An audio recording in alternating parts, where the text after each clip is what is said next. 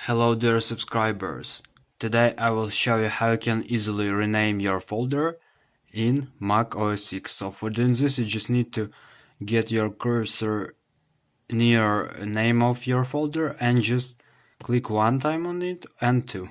So here you can see that it's also become for white color, and also you can just write new name, for example first, and just click enter.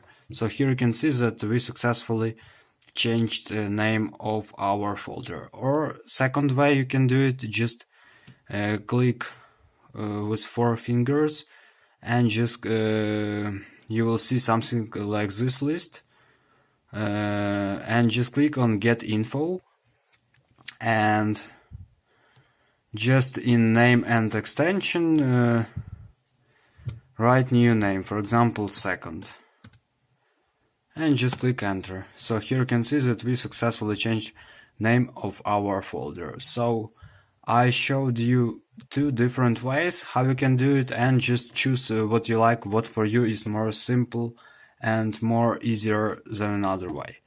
So thanks for watching, have a nice day, subscribe to my channel, click like, and goodbye.